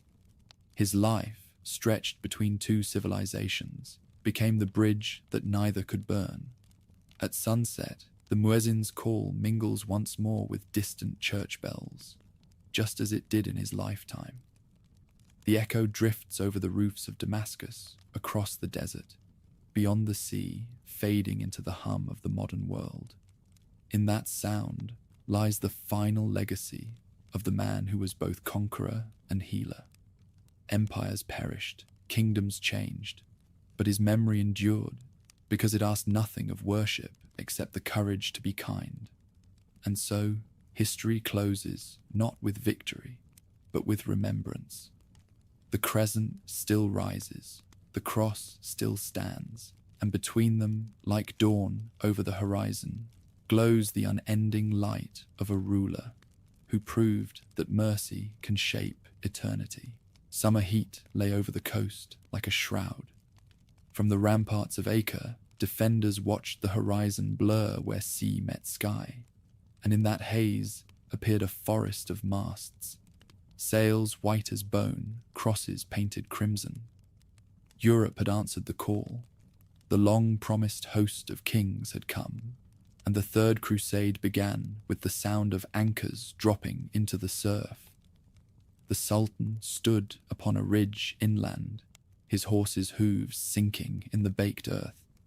Before him, the plain writhed with movement, tents rising, siege towers rolling forward, banners of every color fluttering above the dust. This was no small invasion led by reckless barons. This was an empire afloat. So, he murmured, the sea itself delivers its armies. Then he ordered the horns to sound, and the crescent standard unfurled above his camp. Acre had been besieged for 2 years already, first by his own forces, now by those who came to reclaim it. Between the walls and the Crusader, trenches stretched a killing ground choked with corpses, where each dawn erased the labor of the night before. The air reeked of salt and rot. The Sultan's soldiers fought in shifts, praying amid catapults and smoke, their faith their only armor against despair. Among the newcomers strode princes who would shape the age. Richard of England, newly crowned, had crossed seas burning with fever and ambition. Philip of France, cold and methodical, brought wealth and engineers. Together they landed on the blood-soaked shore and found not holy war, but exhaustion. Disease consumed men faster than arrows. Horses died standing in the sun. Still the kings pressed forward, for honor demanded what prudence forbade. The struggle for Acre became a contest not merely of arms, but of endurance. Each week the Crusaders advanced their trenches a few paces closer. Each night the defenders repaired them before dawn. The Sultan's archers kept up a ceaseless rain of shafts, yet his army could not break the encirclement. Supplies dwindled, the wounded cried out for water. At times he rode among them unarmed, speaking softly, lifting jars with his own hands. Courage, he told them, is not to kill, but to remain when the world would flee. From the Crusader camp rose hymns and quarrels in equal measure. The French king sickened of the stalemate and sailed home, leaving the English monarch sole commander. Richard's vigor transformed despair into fury. He built engines that hurled boulders heavier than men and led assaults himself, crimson tunic bright against the smoke. Twice he was wounded, once by an arrow, once by sickness. Yet still he commanded from a litter carried to the front. The Sultan, watching from his lines, recognized in this enemy a spirit akin to his own, a man who believed that destiny bowed only to endurance. Messages passed between their camps, carried by envoys who marveled that two foes could show such measured courtesy. When the English king fell ill, the Sultan sent snow from Lebanon, packed in silk to cool his fever, and physicians with rare syrups for the throat. "Tell your master," he said, "that God loves those who fight with courage and die with mercy." The gesture became legend before the messengers returned. By midsummer of 1191, Acre was starving. Its garrison, trapped between the city walls and the enemy's ring, could fight no more. After one final bombardment that shook towers to rubble, the banner of the cross rose above the ruins. The Sultan withdrew his army intact, but bleeding, knowing the loss was more symbol than disaster. He had lost a fortress. They had won a graveyard. Within the fallen city, victory soured quickly. Arguments over ransom and prisoners turned the allied kings against each other. When negotiations faltered, the English king ordered the execution of thousands of Muslim captives outside the walls, an act the chroniclers themselves could not justify. From his camp, the Sultan saw the smoke rise and said only, "So we learn who fights for God and who for pride." Yet he ordered no revenge on those still held in his power. "The deed condemns itself," he told his imams. The two great armies shadowed each other south along the coast, neither able to destroy the other. The English king advanced by the sea road toward Jaffa, his fleet keeping pace offshore. The Sultan harried him with skirmishes that bled rather than broke. Every oasis became a battlefield, every day a test of will. Scouts reported that the Franks marched with discipline new to them, proof that suffering had taught them what sermons could not. Late in August, near the forested plain of Arsuf, the armies met. Morning mist veiled the dunes. Beneath it, thousands of hooves drummed the earth. The Sultan's horse archers struck first, circling, loosing arrows in clouds that dimmed the sun. The Crusader line bent, but did not break. For hours, the battle swayed like flame in the wind. Then, at the critical moment, Richard signaled the countercharge. Heavy cavalry thundered forward, driving through the center, scattering the lighter ranks. The field erupted in dust and shouts. When the smoke cleared, neither side could claim true victory. The English king held the ground, but his army was too weary to pursue. The Sultan had lost men, but preserved his strength. As evening fell, each ruler withdrew, knowing they had met an equal. Chroniclers would write of the clash as duel of monarchs, who never crossed swords yet shared the same fierce code. After Arsuf, the march slowed. The Crusaders took Jaffa and fortified the coast, while the Sultan entrenched inland to guard the roads to Jerusalem. Between them stretched a wasteland of burnt villages and abandoned orchards, a no-man's land where even shepherds dared not wander. Winter rains turned the earth to mire, and for months the war became a siege without walls. In those weary months, envoys rode again between the camps. They carried proposals for exchange of captives, for pilgrim rites, even for marriage between royal houses. None succeeded, yet each proved that war itself had limits. The Sultan admired his opponent's valor, the English king his enemy's restraint. If he were Christian, Richard reportedly said, "I would call him a saint." When the rains ceased, both armies faced exhaustion greater than fear. Disease thinned the ranks. Supplies failed. Richard's council urged an assault on Jerusalem, but the king, learning from past disasters, refused to lead his men into certain death. He knew that even if he captured the city, he could not hold it. The Sultan, equally wary of endless struggle, offered truce. Thus began the long negotiations that would end the greatest crusade in uneasy peace. Through that spring of 1192, envoys traveled between Jaffa and Ramla, carrying drafts written in both Latin and Arabic. At last the two rulers agreed. Christian pilgrims might visit Jerusalem unarmed. The coastal towns from Tyre to Jaffa would remain under Frankish control. The rest of the land, from the Jordan to the sea, would acknowledge the Sultan's sovereignty. No victor, no vanquished, only weary men choosing wisdom over glory. When the treaty was sealed, the English king asked leave to visit the city he had failed to win.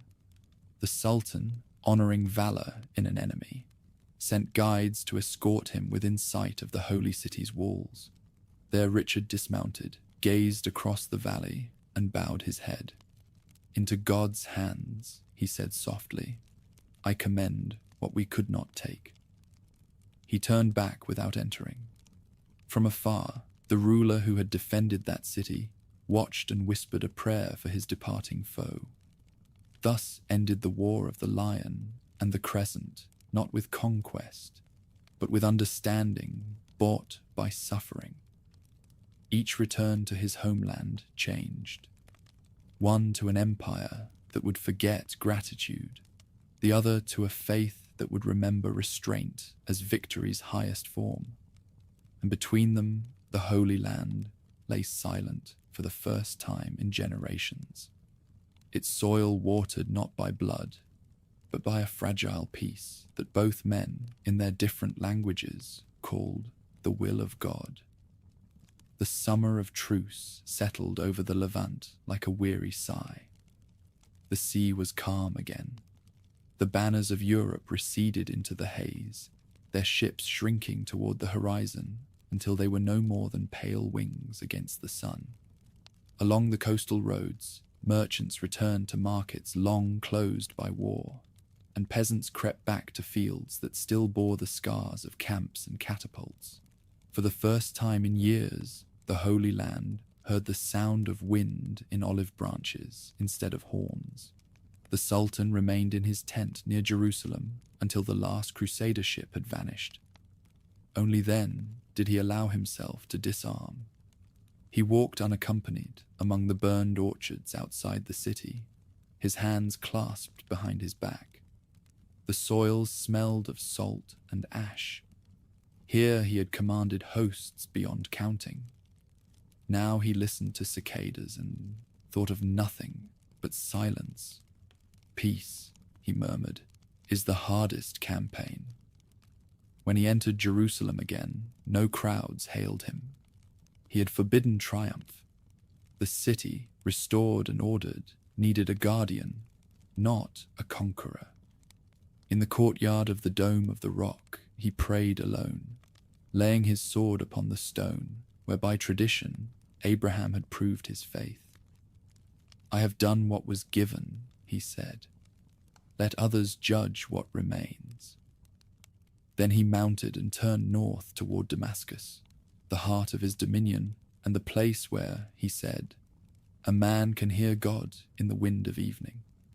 The journey took weeks. Everywhere he passed, towns sent delegations bearing gifts. Carpets, spices, gold coins stamped with his name. He accepted little, thanking them for loyalty, but warning that wealth was a trust, not a prize. To the Emir of Hama, who offered a jeweled sword, he replied, "I have wielded enough steel. Let your smiths make plowshares now." His words spread faster than his army ever had. In Damascus, he resumed the rhythm of governance. Audiences filled the mornings, disputes over land, petitions from widows, questions of law. At midday, he visited hospitals his arms had founded, speaking with physicians and the poor alike. By night, he met with scholars to discuss matters of faith, listening more than he spoke. To those who urged renewed war, he answered, "The truest jihad now is justice." His courtiers noted that he smiled more easily, yet ate almost nothing, and that he sometimes stared for long moments at maps rolled open on the floor, as if they were memories instead of territories. Winter came late that year, bringing rains that turned the gardens to mirrors. One morning, he failed to appear at prayer. His attendants found him seated by the window of his chamber, wrapped in a wool cloak, his breath shallow. Fever had come upon him like a thief. When they urged him to rest, he whispered, "How can a servant rest while the world remains broken?" They carried him to his bed, and summoned physicians from every quarter. None could turn the tide. Word spread through the city that the ruler was ill. Crowds gathered outside the citadel, praying through the nights as rain drummed on the roofs. From within came no proclamations, only the soft chanting of Quranic verses. On the 7th day of fever, he called for his eldest son. "Take nothing for yourself," he told him. "Rule as one who will answer for the poor before God." Then he ordered that the treasuries be opened and their contents distributed among the needy. When his officers protested that future wars would require funds, he replied, "I shall meet the next battle with deeds, not with dinars." By the 10th night, his strength had nearly gone. He asked to hear the verse that had comforted him since youth. "There is no victory save from God. In him let the believers put their trust." As the recitation ended, he smiled faintly. "Praise be to the giver and the taker," he said, and closed his eyes. The breath left him like a whisper at dawn. News of his passing spread across continents before the month was out. In Cairo, muezzins wept as they called the faithful to prayer. In Baghdad, the Caliph ordered mourning throughout his dominions.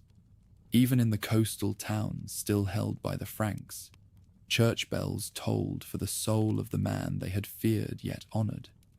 A knight of the temple, hearing the tidings, wrote to his brethren in Tyre, "The world has lost a prince such as it will not see again, for he was gentle to the defeated and steadfast before the proud. His body was borne through Damascus with no pomp. The bier was draped in plain cloth. His sons walked barefoot beside it.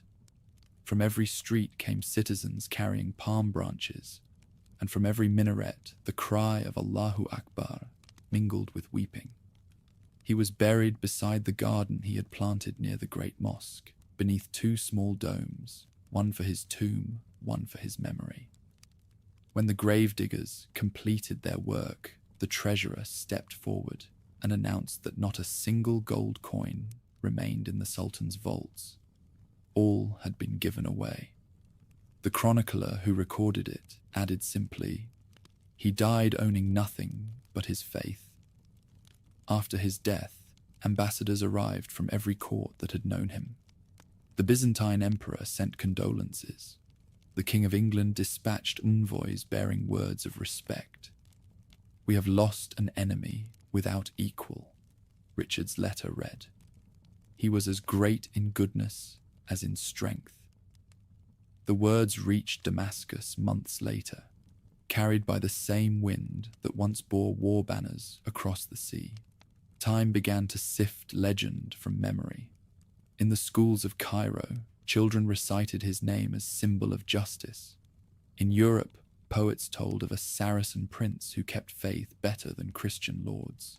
Even among cynics who measured greatness by empire, the story of the ruler who gave away his wealth at death endured as proof that victory need not corrupt.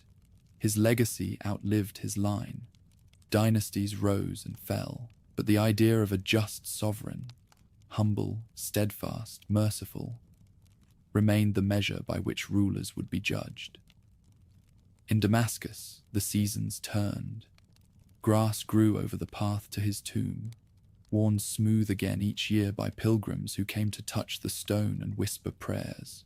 Some asked for miracles, others simply thanked him for reminding the world that power could be kind. The caretakers kept his sword hanging above the doorway, its blade unpolished, its edge still keen. One evening, decades later, an old soldier who had fought at Hattin stood before the grave. "You taught us to fight without hatred," he said softly, "and because of that, we remembered who we were." He placed a single olive branch upon the marble and turned away, leaving the garden quiet except for the wind moving through its cypresses. Centuries would pass.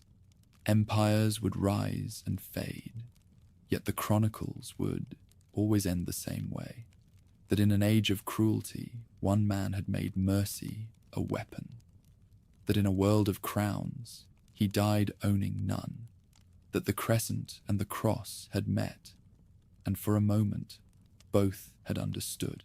When the ruler of Damascus was laid to rest beneath the plane trees, his empire began to loosen like a cloak at dusk.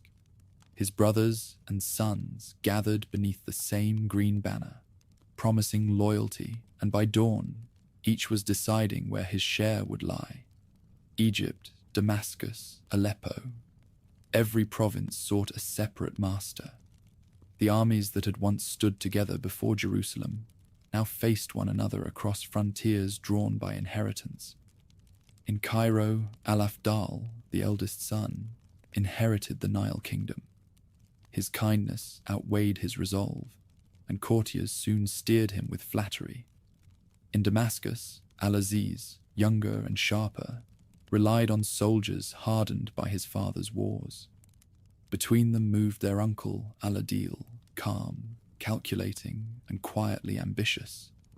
The same man who had tempered his brother's passions in life, and now meant to steady the realm through shrewder means. Suspicion travelled faster than couriers. Messages of affection concealed warnings, and caravans bearing tribute turned back from guarded bridges. The truce his father had left with the coastal Franks still held, but bonfires burned again along the frontier. The barons of Acre and Tyre watched division spread through the Muslim world and spoke of providence. Pilgrims returned to Jerusalem, finding order without awe. The unity that had once stunned Christendom had become memory. In 1198, Al-Afdal led an army north to reassert his primacy. Near Gaza, his host met that of Damascus. For 2 days, brothers fought beneath the same crescent, veterans recognizing friends in their enemies' ranks. At dusk, on the 3rd day, Cairo's lines broke and the Syrian banners advanced. The soldiers said the old sultan would have grieved to see his emblems stained by kinship's blood. Yet from the wreckage came a brief calm. Al-Adil assumed guardianship of both lands, presenting himself as protector of the dynasty's children. Under his rule, the Ayyubid realm found balance. Markets reopened, scholars travelled safely, and merchants again crossed from the Nile to the Euphrates. Diplomacy replaced conquest. Treaties were signed with the Latin ports. Tributes exchanged with the Caliph in Baghdad. The chroniclers called him the Just, for he preserved by prudence what his brother had gained through devotion. Still, such equilibrium relied upon one man's patience, and patience seldom outlives its keeper. When Al-Adil died in 1218, the fragile harmony fractured. His heirs divided the provinces like treasure, and from the west, a new crusade approached. European knights landed at Damietta, believing that Egypt's capture would open the road to Jerusalem. Their siege engines shook the delta for months, yet victory betrayed them. Floods rose, the river changed course, and hunger followed. When the young prince of Cairo offered peace, the invaders refused and were surrounded by the waters they had hoped to master. The chroniclers noted that the Nile itself had avenged its lord. Years later, diplomacy achieved what warfare had not. Frederick II of Germany came to Acre without an army, armed only with negotiation. Al-Kamil, nephew of the great Sultan, received him courteously, and after days of discussion, they concluded a treaty that restored Jerusalem to Christian custody while preserving Muslim rights within its walls. No swords were drawn, no blood spilled. The city changed allegiance through parchment rather than fire, and the scribes who recorded the event remarked that the founder's spirit seemed to guide their pens. For a generation, peace lingered through habit more than conviction. The Ayyubid princes ruled separate cities, each defending its own market and mosque. The discipline that had once bound them softened into comfort, Mercenaries replaced believers. Wealth dulled vigilance. In Cairo, a new power grew beneath the surface. The Mamluks, slave soldiers brought from distant steppes, trained from youth in obedience and war. They served their masters faithfully and measured their own strength in silence. By mid-century, the inheritance changed hands once more. During the crusade of the French king, Louis IX, Egypt's ruler fell, and his widow turned to her household guards. The Mamluks seized command, crushed the invaders, and proclaimed one of their own as sovereign. Thus ended the line of the lion, replaced by men who ruled through the discipline he had taught. They rebuilt fortresses on his foundations, prayed in his mosques, and carried forward his code of austerity. His bloodline vanished, but his order survived in the habits of those who had once obeyed him. The world around them shifted again. The Crusader principalities dwindled to a handful of ports. The Mongols swept across Mesopotamia and stopped only when Mamluk horsemen met them on the fields of Ain Jalut. The chroniclers wrote that the general commanding that day carried the same green banner once raised at Hattin, its fabric repaired and faded, yet still whole. The victories of the past seemed to echo through the new century, like remembered music. Jerusalem changed masters many times in those years. Churches and mosques shared its skyline, rebuilt after each new siege. Pilgrims of every creed walked its streets under uneasy truces. The land that had consumed the blood of two civilizations grew wheat again, and silence replaced prophecy. Peace, when it came, felt less like triumph than the weariness that follows repentance. Toward the century's close, Acre fell to the armies of the Mamluks, and the last banner of the Crusaders sank into the sea. 200 years of holy war ended as quietly as dusk. In Damascus, scholars recorded the date without flourish, noting only that pride had spent itself and that God alone remains enduring. Traders reopened their roots. Poets returned to metaphor instead of prophecy. The sword that had once divided empires now hung in shrines, its edge dulled, its legend bright. In the libraries of Cairo and Aleppo, historians copied the story of the man who had once united the world of Islam. They traced his campaigns with reverence and measured their own age against his. To them, he represented the rhythm of the century itself, order drawn from chaos, virtue eroded by comfort, memory surviving both. A final scribe, finishing the chronicle that bore his name, set down his pen and wrote a single reflection before extinguishing his lamp. The age of the lion has passed. The desert is quiet again, and in its quiet, the echo of his step endures. The scribes of Damascus say that every age ends twice, first when its ruler dies, and again when men stop telling his story. For the house that began in Tikrit, the first ending came swiftly. The second has never quite arrived. The ink of their chronicles has faded, but the rhythm of the tale still moves beneath the page like water under sand. When the lamps of the Ayyubid libraries burned low, younger scholars copied the old campaigns with patient devotion. Their pens drew familiar patterns: the exile in Tikrit, the oaths before Egypt, the green banners over Hattin. Each retelling made the distance greater between memory and myth, yet none could bear to finish the account. The last chapters always paused at the same point: a grave in a garden, a city breathing in peace. Outside those walls, new empires rose and broke like waves against the same coasts. Mamluks, Turks, and Persians fought over the corridors once guarded by the lion's armies. Each carried banners of his color and spoke of his example, though few understood the discipline behind the name. Still, the habits he left, justice recorded, mercy practiced, pride held in check, became laws stronger than treaties. They guided courts long after their author's signature had vanished from seals. The chroniclers who wrote a century later saw his age as mirror for their own. To them, he was the pattern of balance, courage restrained by conscience, faith joined to law. They marveled that such virtues had survived amid so much blood. In his victories, they read warning rather than boast, the reminder that power without humility consumes itself. His life became a parable, copied beside the lives of prophets and kings, proof that sanctity could dwell in command. As time thickened between their world and his, the chronicles themselves turned into relics.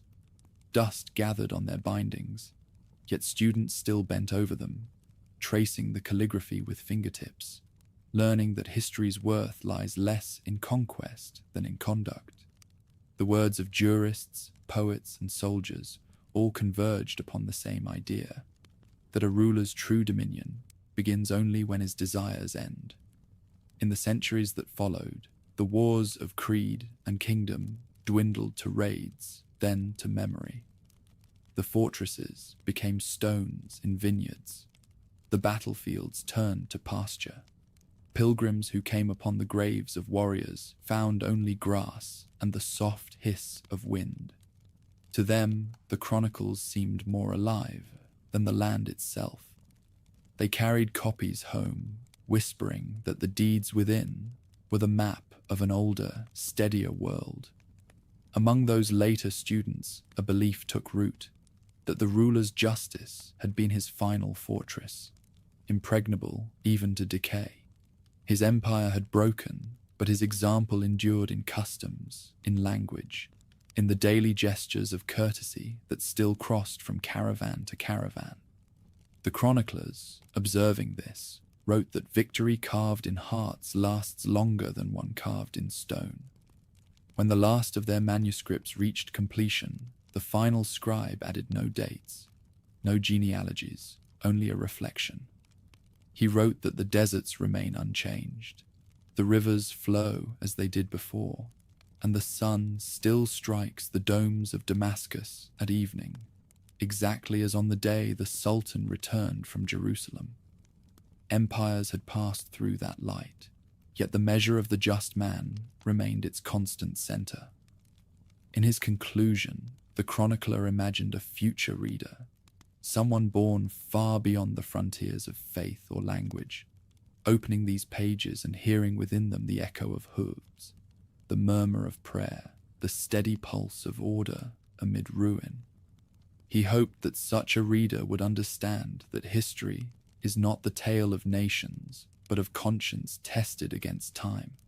When his pen reached the final line, he paused, perhaps uncertain whether to end with praise or silence. The candle beside him was nearly spent. The walls of the scriptorium trembled with the wind from the desert. He laid down his brush and watched the flame shorten. Before it died, he wrote a single sentence. The lamp is dim, yet its light is enough to find the road again. Then he closed the volume, sealing within it all the battles, oaths, and prayers of 2 centuries. Outside, the night of Damascus was clear, the stars bright above the quiet city that had given birth to so many empires and outlived them all. Somewhere beyond its walls, the Tigris still moved toward the sea, carrying the story's reflection upon its surface. And so the chronicle ends where it began, with a river, a city, and the memory of a man who once united them through faith and will. The dust of his age has long settled, yet the current beneath it remains, unseen but constant, flowing toward whatever dawns the world has left. When the age of empires gave way to the age of nations, the name of the old Sultan returned to the lips of people who had never seen Damascus. His tomb, once visited by pilgrims of faith, now drew politicians, scholars, and dreamers seeking legitimacy from the past. Reporters from Paris and London photographed the wooden coffin, marveling that the hero of medieval wars lay in such modest rest. In their articles, he became a symbol of an older, purer world, an emblem of dignity amid the fever of modern ambition. Within the Arab world, his image changed again. Poets of the 19th century, writing under foreign occupation, called him the sleeping guardian. His victory at Hattin became prophecy rather than history. One day, they wrote, a new commander would rise to restore unity where borders had been drawn by strangers. Students copied those verses into notebooks, and the man who had once united Egypt and Syria began to stand for the union of all Arabs. In Damascus, the caretaker of his shrine noticed that visitors now arrived carrying flags instead of prayer beads. They whispered not about paradise, but about independence. He fought for faith, one of them said, and we fight for freedom. The words pleased him. The connection felt natural. Yet the old caretaker wondered what the Sultan would think of men who spoke louder of victory than of mercy. Across the Mediterranean, scholars in Europe rediscovered his campaigns through new editions of medieval chronicles. The Enlightenment had already admired him as proof that virtue was not the monopoly of a single creed. Now the Victorians remade him into a mirror for their own ideals of gentlemanly warfare. Historians praised his restraint. Novelists embroidered his courtesy until legend hardened into morality tale. The distance of centuries turned his contradictions into perfection. Even schoolbooks in England presented him beside Richard as twin paragons, rivals who embodied civilization's higher code. During the colonial century, the irony deepened. Western officers who occupied the lands he had once ruled studied his tactics, quoted his maxims, and laid wreaths at his tomb while governing the heirs of his empire. Local papers reported such gestures with a mix of pride and suspicion. They honor our ancestor, one writer observed, because he reminds them of themselves. For the conquered, his name offered solace. For the conquerors, it provided an alibi of respect. When the Ottoman Empire collapsed after the Great War, the Middle East fragmented into mandates and protectorates. Among the ruins, his legend survived like an ember. Arab reformers in Cairo, Beirut, and Baghdad invoked him as example of moral leadership amid political chaos. To them, he was not a relic, but a template. A ruler who had united faith with law, compassion with power. Street demonstrations carried banners painted with his likeness. In classrooms, teachers asked their pupils what made him great, and their answers filled blackboards from Aleppo to Alexandria. As independence movements gathered strength, the rhetoric sharpened. Politicians spoke of a second Saladin, who would drive out foreign armies. Some borrowed his name for regiments, newspapers, even currencies. The symbol became a banner broader than history could bear, representing hope, pride, and sometimes vengeance. Yet through the noise of speeches, a quieter tradition persisted, historians and clerics reminding listeners that his greatness had rested on restraint, that the sword in his hand had always pointed first toward discipline. The Second World War brought armies back to the lands of the Crusades. Tanks rolled where once had marched mailed knights, and bombers cast shadows over Acre and Jerusalem. In those years, his legend crossed yet another threshold. Allied propaganda in the Middle East invoked him as prototype of resistance against tyranny, while Axis broadcasts claimed his mantle for their own. Each side quoted him. Neither resembled him. After the war, independence came at last to most Arab lands, and the newly freed states sought heroes older than colonialism. His name returned to public squares, engraved on statues of bronze and marble. One of the first presidents of the new Arab republics ordered a great restoration of the shrine in Damascus. He arrived in military uniform, saluted the coffin, and declared that the age of foreign rule had ended. Crowds cheered, though the old caretaker whispered to himself, "He who would honor the dead must imitate the living." The politician's reign soon hardened into dictatorship, proving that reverence for a hero is easier than imitation of his humility. In Western culture, meanwhile, his image continued its slow evolution. Cinema found him irresistible, the perfect counterpoint to the armored kings of legend. Directors cast him as philosopher general, a figure of quiet command whose dignity outshone both allies and adversaries. Audiences left theaters speaking of the noble Saracen, a phrase that betrayed admiration and distance alike. To them, he symbolized the unreachable virtue of the enemy one wishes to deserve. During the long Cold War, scholars in both East and West studied his diplomacy as example of balance between faith and reason. Political theorists cited him in essays on leadership. Generals compared his campaigns to modern warfare. Yet, in the heart of the Middle East, the myth bore heavier weight. Every government seeking legitimacy, every movement seeking purity, claimed descent from his vision. His face appeared on postage stamps and coins, on murals and banners during protests. The image smiled in bronze, while those who invoked it often quarreled over its meaning. Toward the century's end, the world shrank. Pilgrims arrived by airplane instead of caravan. Satellite dishes beamed his likeness into millions of homes. Television documentaries praised his tolerance. Historians wrote bestsellers reducing his life to parable. A museum in Cairo displayed his armor beneath glass, and tourists queued to photograph the rusted steel. Each flash of a camera turned devotion into souvenir. Still, some visitors lingered, reading the placard that quoted his words, "Justice is the foundation of dominion." The line outlived every empire that had forgotten it.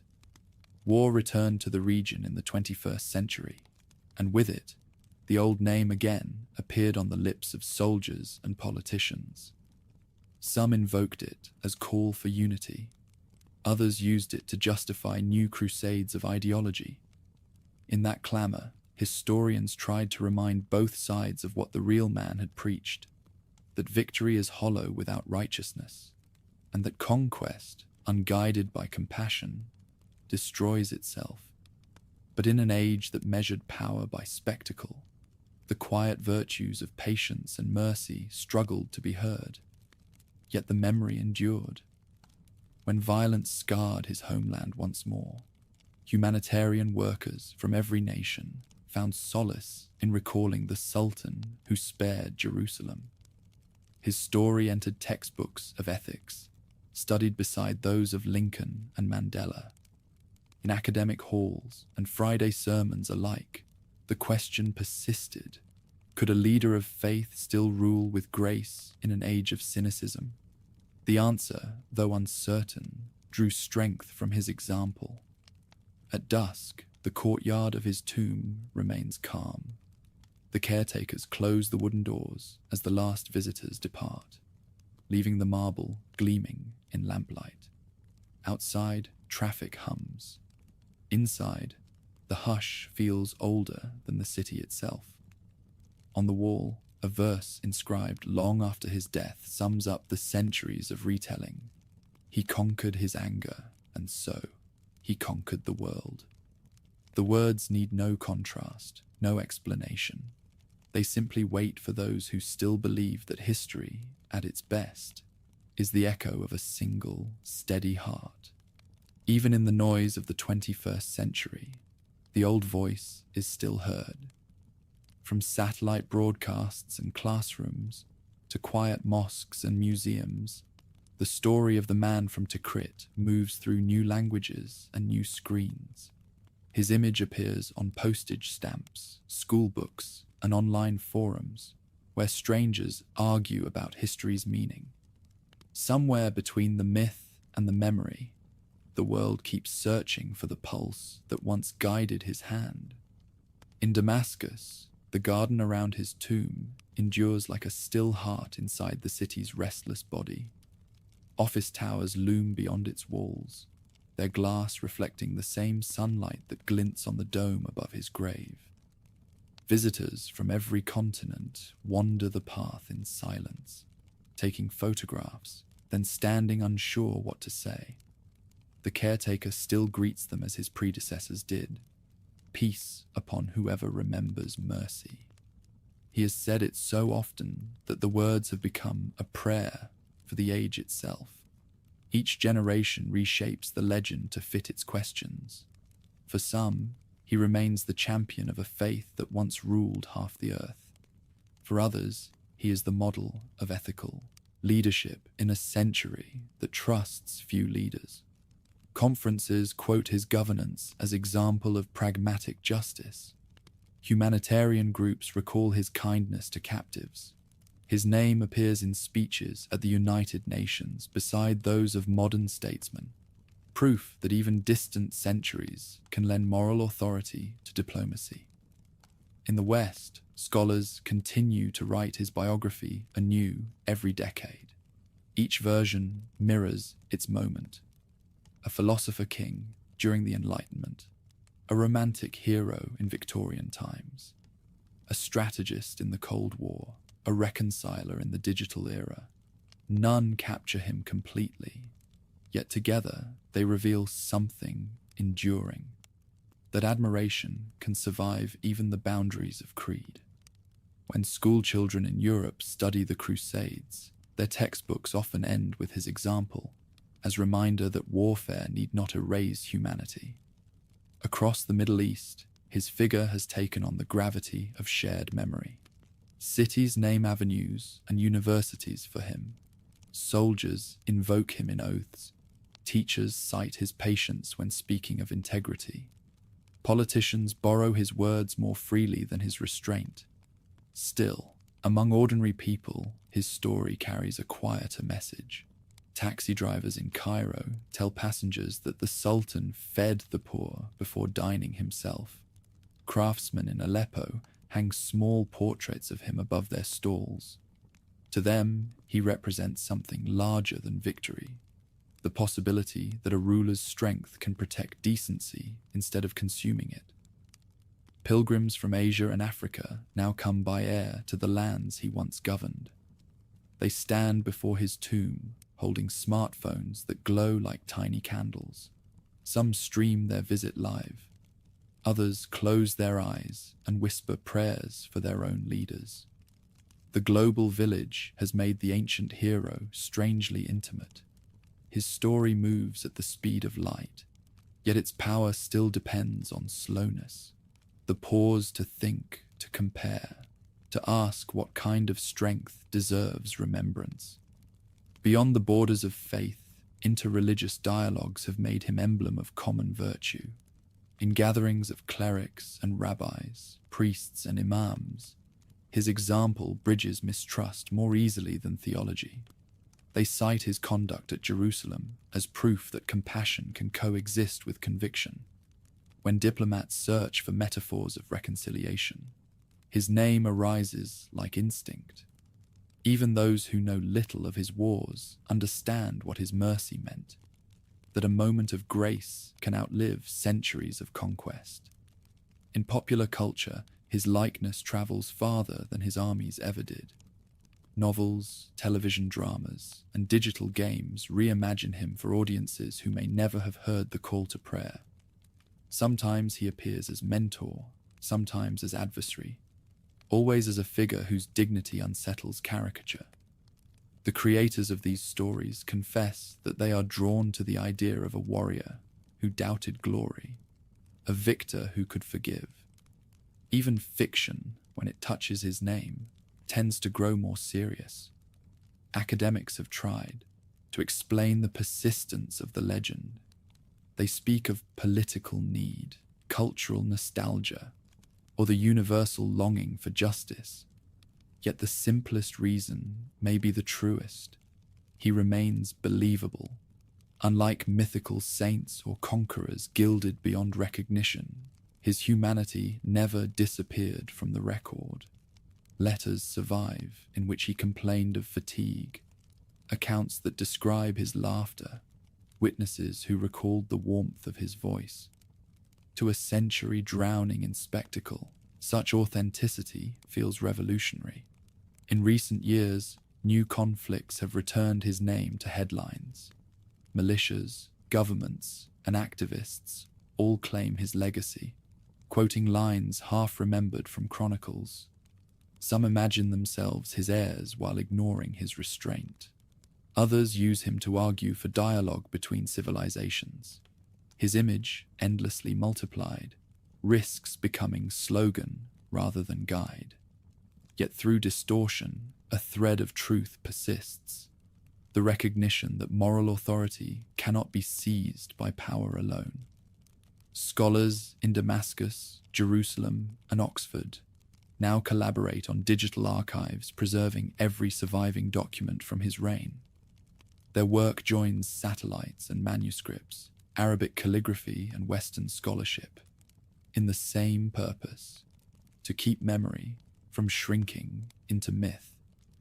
One curator described the project as a second unification, not of armies, but of understanding. Through such efforts, the conversation he began 8 centuries ago continues across languages and screens. Meanwhile, tourists walk the streets he once rode, unaware that each turn of a corner retraces an old campaign.